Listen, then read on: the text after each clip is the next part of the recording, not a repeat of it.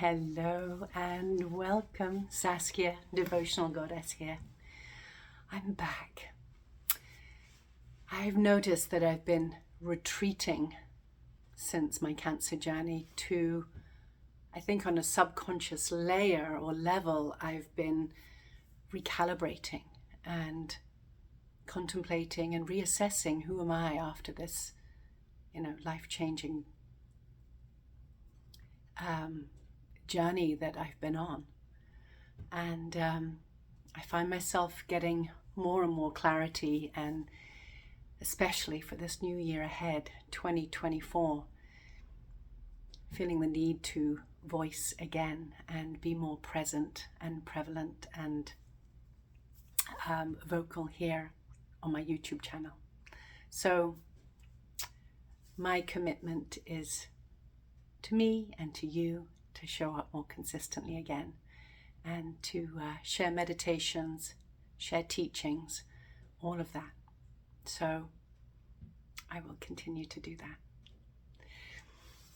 I had a wonderful rejuvenative time over the holidays. I managed to go to Europe and spend Christmas with my family in England. It was the first time that I traveled internationally without my girls since having them. And it was their Christmas with their father. So I made the decision regardless to go solo.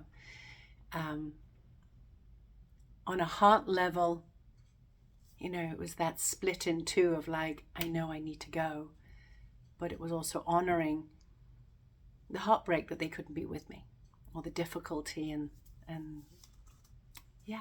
the uncomfortableness of acknowledging that I was going solo. But on the other side of that, it was really important for me to be with my family, and for my daughters to see that even though when I'm not with them, I'm still living a full life and doing things that meet my needs, even when they're not with me. So I made sure to communicate that, and we had multiple times that we communicated while I was away. So that did help. But it was touch and go before I left. My eldest was going through a difficult time, and I wasn't sure if it was appropriate to leave her and if she needed me closer at hand. But I knew on the Thursday before I left, the day before I left, I knew by the end of day it would be very clear to me if she was in a emotionally stable enough place for me to leave, or if I should change my plans. And ultimately, she came through really well, and we were able to have the communication and have the dialogue to give us both ease. Not that her difficult time was necessarily about me leaving, but I'm sure that was a component too. So by the time I got to the airport early Friday morning, or around midday on Friday, that's when the stress and tension truly began to release, and then the emotions began to arise, and I found myself with waves of weepiness as I allow myself to emote and be present to the sadness of them not being by my side, the honoring of the stress and the difficulty prior to me leaving, all of it. And there was a mother and son sitting next to me on the set of chairs. And the son was highly autistic, probably in his late teens, early 20s. Not able to form a full sentence, and he had put some music on, so he had his headphones on, and he was rocking back and forth, and he kept repeating over and over. And still, when I mention this, I get a wave of emotion, but he was saying over and over, "Don't worry about a thing. 'cause every little thing is gonna be all right. It took me a little bit to hear him and to really tune in that this was an earth angel giving me a message that it's okay. You're going to be okay. Your daughters are okay. Everything's going to be all right. And it gave me another layer of exhale. It was such a beautiful gift. And I was so grateful to be able to hear it and receive it. And I extend that out to you. Are you able to hear and see and witness the earth angels that are all around us? It's quite normal that we can be caught up in our own drama, in our own stories, that sometimes we shut the world off around us and we don't hear and see all the messages that are available to us.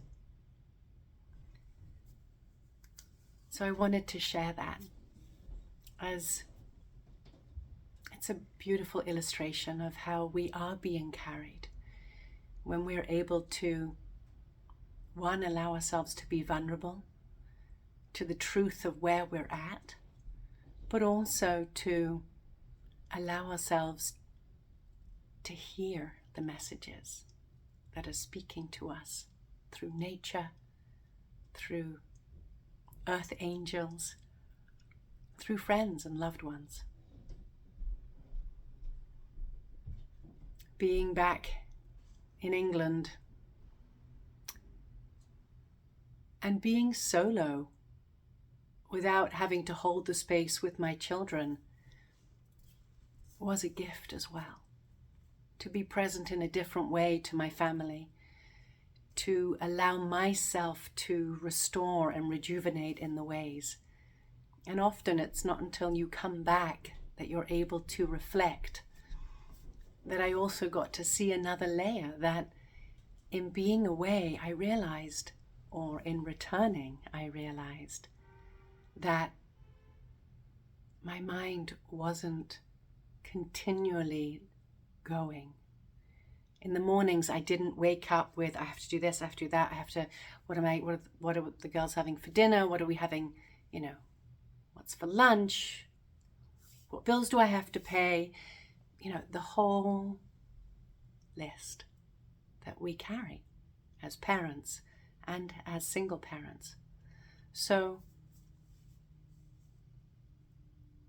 I invite you to allow yourself that gift too, however it looks, even if it's one night away.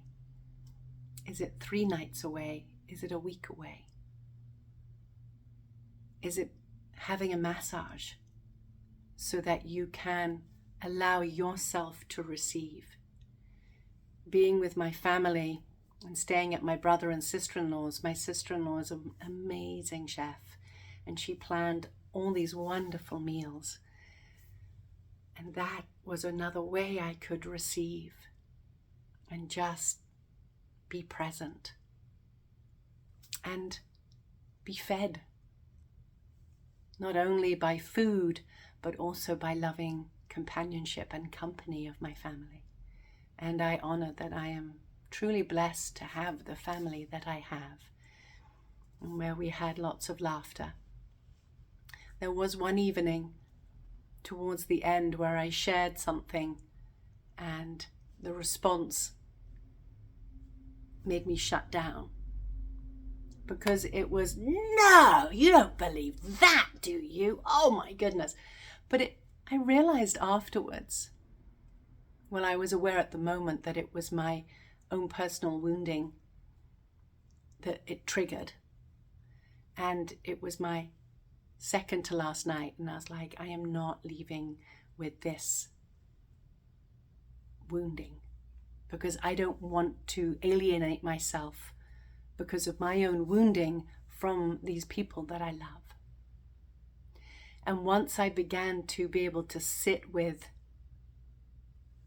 my own ownership of how I responded from my own triggers, I also again was able to see from a larger lens that this is them. This is how they respond to anybody who says it's not personal to me. And that was an important insight for me to witness and to see. And in doing so, also allowed me to see how much I had grown, how much I had evolved in my own personal evolution. And that also I was able to speak my own truth, because in the past I would have just shut down and sulked and had a harder time of moving beyond it. But I retreated into the bathroom and I took time for me to come back to center, to find that love within me, to say, no, regardless what others say, doesn't take away from who you are. And the more we can stand in our truth, the more we can stand in our own authenticity, our own unique divinity, we can shed those other perceptions of others more easily and say, okay, that's all right. That's who I am. I'm okay with that. And families are a prime way to help us to heal that. Families and those who we allow closest into our hearts. Because it's through that open heart that we have, that we allow ourselves to be vulnerable. We allow ourselves to be hurt. But it's in knowing who we are, knowing our own energetic as well as physical boundaries, that we can expand the knowledge of how to protect ourselves, how to heal ourselves, how to shield ourselves, and to have the discernment to know it's not about me. That's just you, and that's okay. And that's not making anybody else wrong either. It's just the acknowledgement of that's how you respond. But it's not an attack on me. Now, granted, there are situations where people are attacking, but it is less frequent. It's less, well, I want to say less common, but it depends on what environment you live in. And I have worked enough on my self-value, my self-worth, that I am able now to have the discernment to not be in those environments where I am put down physically, no, not physically, mentally. Abused is a strong word, but gaslighted, belittled, all those unhealthy environments. And it really is work that we have the opportunity to cultivate from within. Because only we, through our own healing, can transform where we are and how we operate and who we surround ourselves in the outside world. We have greater control than we realize over our circumstances. And it is indeed that healing that comes from within that allows us to live a richer life with greater happiness, greater pleasure, and more grace and ease. When I started on my yogic path, I thought, if I'm a yogi, then I'm impermeable to life. You know, that was my naivete 30 odd years ago. And through my teachers and watching them go through their own whammies in life, and now me going through my own whammies in life and living through my own karma and life lessons and contracts that I have had, I've come to understand more than ever that we don't ever become impermeable to the whammies that life throws us. But through the yogic practices, it's allowed me to become more resilient, to handle them from a different perspective. And it's that change of perspective that has allowed me to become more empowered and to know who I am and to become stronger and more discriminative as to who I allow into my inner circle. My teacher used to say, my yoga teacher used to say, be careful not to become too great a yogi, in that in the practice of yoga, we witness our aversions and our attachments, and we practice non-aversion and non-attachment. But sometimes in doing that practice, it's not that we become a doormat and get walked over, but coming from a compassionate heart, sometimes means that sometimes we allow things to go a little beyond where we should, because we've become tolerant, because we've become compassionate. I understand where they're coming from. I understand that they're going through their journey. This well of compassion and empathy as to where a toxic person or abuser or someone who just isn't nice and has a lot of anger in their heart. The yogi truly learns,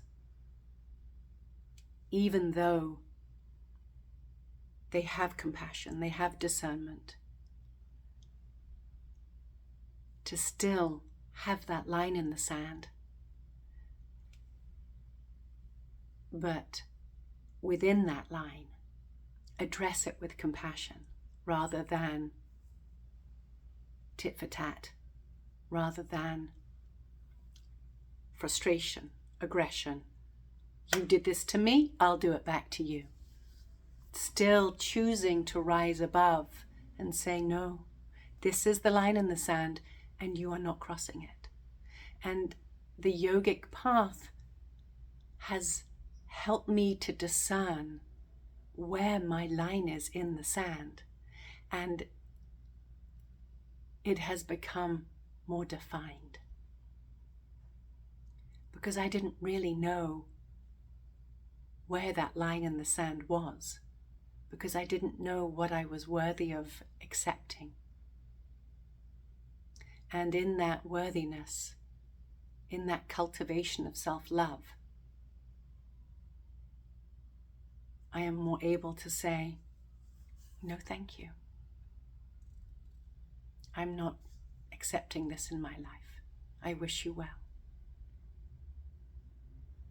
And I will continue to have opportunities to exert that discernment and that practice of compassionately saying, no, thank you.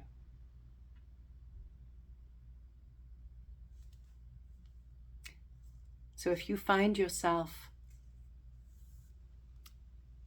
not clear on where your boundaries are, where your lines are, and if they are constantly being crossed and you are being challenged and you're losing sight of who you are because multiple people or one predominant person continues to cross that line, and it's wearing you down and you're losing sight of who you are in your own divinity.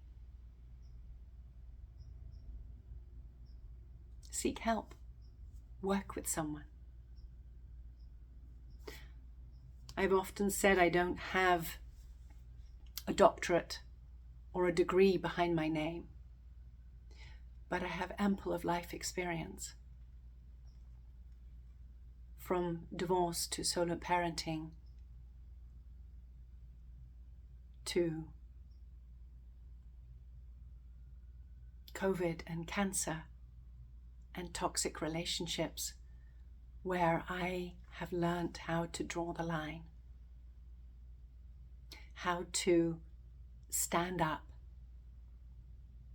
still from a place of love, to say no thank you, and to also allow the goodness in, and to say yes please to those who are offering help,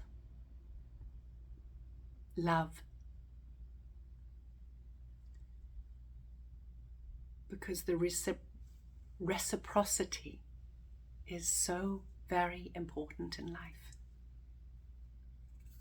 Yes, the setting boundaries, but also allowing the giving and the receiving of the good and healthy relationships in our lives, especially when it is difficult and vulnerable to say, yes, please, thank you.